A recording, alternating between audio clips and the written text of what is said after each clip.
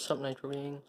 Tonight's video is just going to be a real short one on this vintage Nitro GMP Cricket RC helicopter. Now, I originally picked this up for 50 bucks. It's not in ideal condition, as you can see. I did remove the blades. They were just held on by shoot, this isn't focusing. But yeah, you can see it's really corroded. It's just like rust and dust mixed together.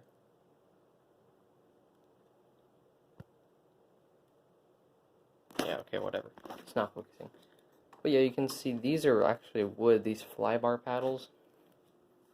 And these main blades and the rudder blades are all wood. So this one's actually wood stained black with a heat shrink on it to protect it from absorbing water and moisture and just kind of warping.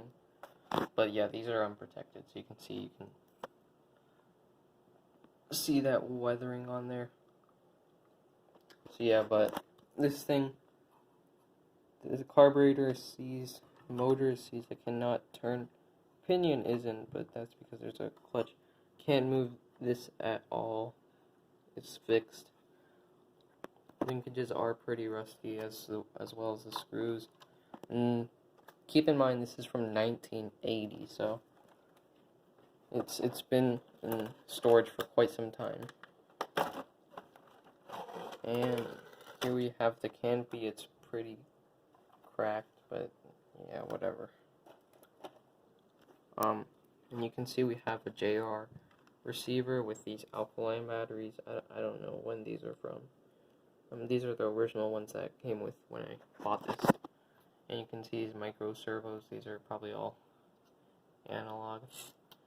And what's really interesting is they all use flat head screws. So that, I like that, but it's kind of old-fashioned. You never see that anymore. You always see hex. So yeah, a lot of wood. This is all probably balsa.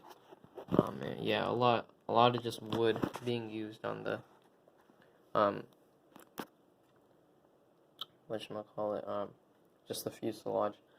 The boom is just a straight metal pipe, and yeah, it just uses this linkage to control the rudder, like this mechanism right here, and it's missing a screw, so it won't, but it's supposed to push this thing and it'll change the pitch of the blades, as you can see right there. And this one goes into from the spur gear to the rudder to make those blades move. And you can see we have this actual crown gear, or not crown gear, I forgot what this was called, but it's just the gears moving against each other to make the main rotors spin. And yes, this doesn't have a gyro, so it's very simple and not very mechanically complicated. And honestly, I don't understand how people flew these things, because with the gyro, it's basically impossible to fly a helicopter. But without one, it's just yeah, it's insane. It's mind-blowing. So you can see it actually does have a swash plate. Well, I mean, that's kind of a requirement on all helicopters. Yeah, pretty heavily rusted. And you can hear that binding. Pretty sure it's just this little linkage right here that spins with the spur gear. And it's a real treat for you. I'm gonna open this. I'm gonna open this engine up. So let's see. I have my wrench. There we go.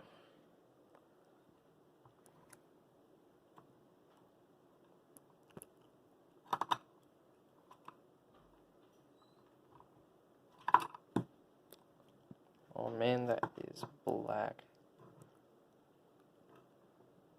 Yeah, I doubt this will work. Let me get my glow igniter out for a second.